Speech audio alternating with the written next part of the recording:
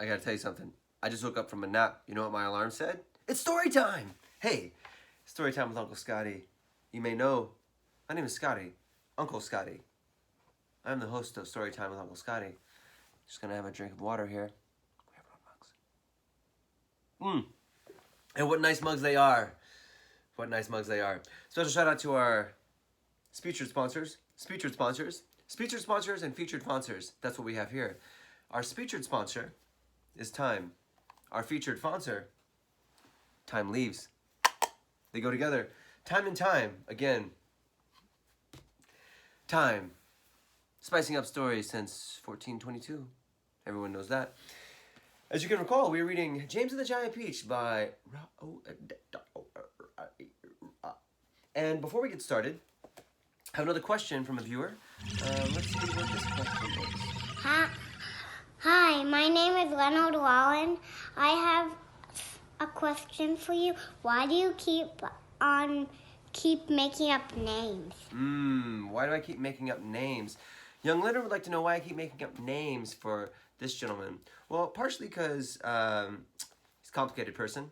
Second, most appropriate now, is that his name is odd to me. You see this?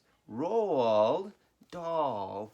And so I've always found it to be, I don't know if I'm saying it correctly, and so maybe it's open to interpretation. One thing I realized, though, Roald is basically like Ronald without the N.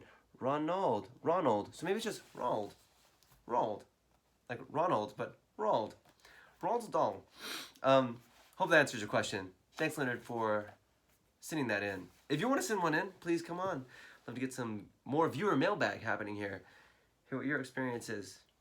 So, when we last left James and company, we were in chapter 26, and the centipede had just fallen over the side. James jumped into the water, saved centipede. Silkworm was making all this silk, pulls him back in.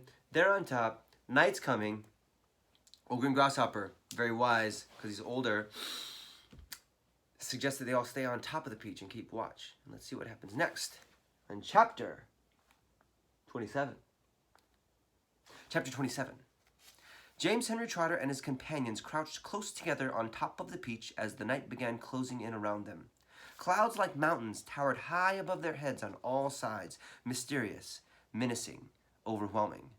Gradually, it grew darker and darker, and then a pale three-quarter moon came up over the tops of the clouds and cast an eerie light on the whole scene.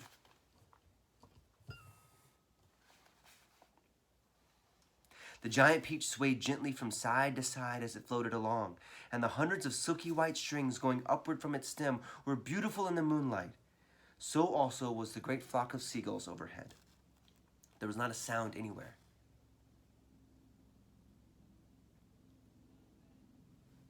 There's not a sound anywhere. Traveling upon the peach was not in least like traveling in an airplane. An airplane comes clantering and clattering and clang, clanging and roaring through the sky, and whatever might be lurking secretly up there in the great cloud mountains goes running for cover at its approach. This is why people in airplanes never see anything. But the peach, yes, the peach. The peach was a soft, stealthy traveler, making no noise at all as it floated along. And several times during that long, silent night ride high up over the middle of the ocean in the moonlight, James and his friends saw things that no one had ever seen before.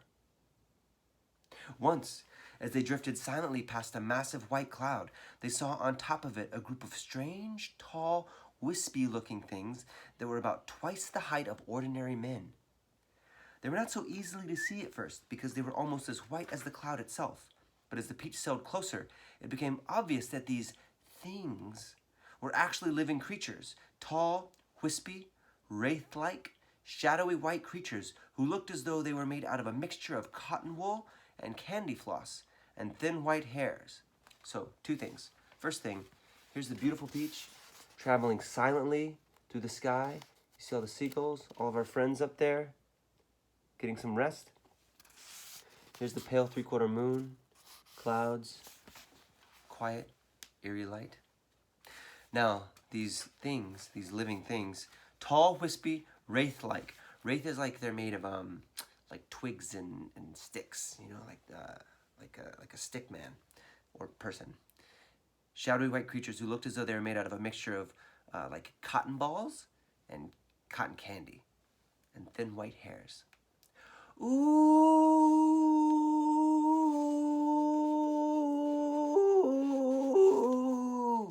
the ladybug said. I don't like this at all. Shh, James whispered back. Don't let them hear you. They must be cloudmen. Cloudmen? They murmured, huddling closer together for comfort. Oh dear, oh dear. Cloudmen? Oh dear, oh dear. I'm glad I'm blind and I can't see them, the earthworm said, or I would probably scream. I hope they don't turn around and see us, Miss Spider stammered. Do you think they would eat us? They would eat you, the centipede answered, grinning. They would cut you up like a salami and eat you in thin slices. The poor earthworm began to quiver all over with fright. But what are they doing? The old green grasshopper whispered. I don't know, James answered softly. Let's watch and see. The cloudmen were all standing in a group, and they were doing something peculiar with their hands. First, they would reach out, all of them at once, and grab handfuls of cloud. Then they would roll these handfuls of cloud in their fingers until they turned into what looked like large white marbles. Then they would toss the marbles to one side and quickly grab more bits of cloud and start all over again. It was all very silent and mysterious. The pile of marbles beside them kept growing larger and larger. Soon, there was a truckload of them at least. They must be absolutely mad, the centipede said. There's nothing to be afraid of here. Be quiet, you pest, the earthworm whispered. We shall all get eaten up if you see them see us. And we shall all be eaten if they see us. But the cloudmen were much too busy with what they were doing to have noticed the great peach floating silently behind them. Then the watchers on the perch of the peach, saw one cloudman raising his long wispy arms above his head, and they heard him shouting, All right, boys, that's enough. Get the shovels. And all the other cloudmen immediately let out a strange, high-pitched whoop of joy. Whoop! And started jumping up and down and waving their arms in the air. Then they picked up enormous shovels and rushed over to the pile of marbles and began shoveling them as fast as they could over the side of the cloud into space. Down they go, they chanted as they worked. Down they go, hail and snow, freezes and sneezes and noses will blow. It's hailstones, James whispered excitedly. They've been making hailstones, and now they're showering them down onto the people in the world below. Hailstones, the centipede said. That's ridiculous. This is summertime. You don't have hailstones in summer. They're practicing for winter, James told him. I don't believe it, shouted the centipede, raising his voice. And here we can see the cloudmen. Tall, wispy, wraith-like, made of candy floss and cotton balls, shoveling these hailstones off the side of the cloud. Three-quarter moon in the moonlight. Can't stop the moonlight. Hashtag Coyote Ugly. I don't believe it, shouted the centipede, raising his voice. Shh, the others whispered. And James said softly, For heaven's sake, centipede, don't make so much noise. The centipede roared with laughter. Those imbeciles couldn't hear anything, he cried. They're deaf as doorknobs. You watch. And before anyone could stop him, he had cupped his front feet to his mouth and was yelling at the cloudmen as loud as he could. Idiots! Idiots! He yelled. Nincompoops! Half-wits! Blunderheads! What on earth do you think you're doing over there? Let's have some water. So we have our own mugs. Centipede needs his own mug, too. The effect was immediate. The cloudmen jumped around as if they'd been stung by wasps. And then when they saw the great golden peach floating past them, not 50 yards away in the sky, they gave a yelp of surprise and dropped their shovels to the ground. And there they stood with the moonlight streaming down all over them, absolutely motionless. like a group of tall, white, hairy statues, staring and staring at the great gigantic fruit as it went by. The passengers on the peach, all except for the centipede, sat frozen with terror.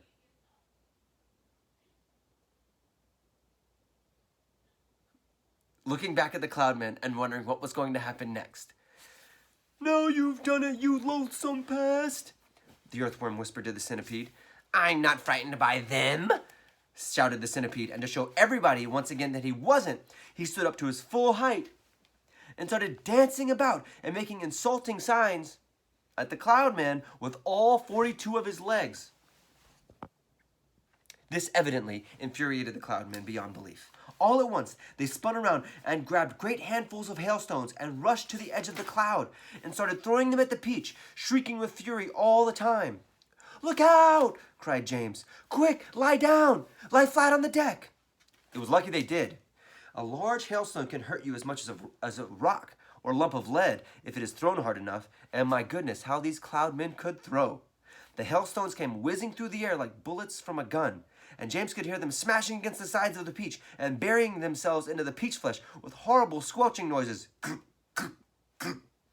Horrible squelching noises, and then bing, bing, bing, as they bounced off the poor ladybug's shell because she couldn't lie as flat as the others. And then as one of them hit the centipede right on the nose, and again as another one hit him somewhere else. "Ow!" he cried. "Ow! Stop, stop, stop!" But the Cloudmen had no intention of stopping. James could see them rushing about on the cloud like a lot of huge hairy ghosts.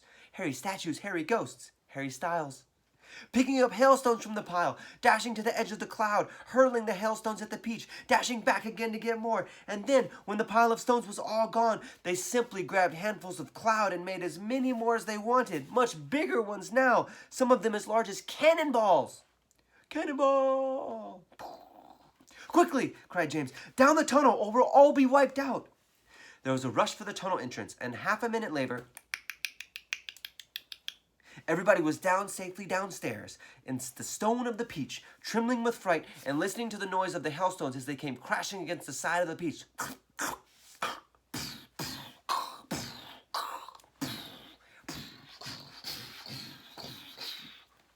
get the idea. "I'm a wreck," groaned the centipede. "I am wounded all over." "It serves you right," said the earthworm. "Would somebody kindly look and see if my shell is cracked?" the ladybug said. "Give us some light," shouted the old green grasshopper. "I can't," wailed the glowworm. "They've broken my bulb." "Then put in another one," the centipede said. "Be quiet a moment," said James. "Listen. I do believe they're not hitting us anymore." They all stopped talking and listened. Yes, the noise had ceased. The hailstones were no longer smashing against the peach. "We've left them behind! The seagulls have pulled us away out of danger! Hooray! Let's go up and see!" Cautiously, with James going first, they all climbed back up the tunnel. James poked his head out and looked around. "It's all clear," he called. "I can't see them anywhere." And we'll find out what happens next on Next Time with Storytime with Uncle Scotty. I've been your host, your esteemed host, your privileged and pleasured host, Uncle Scotty. Thank you for watching. Special shout out to our sponsors and sponsors, Time and Time. And I can't wait to see you again next time on Storytime with Uncle Scotty.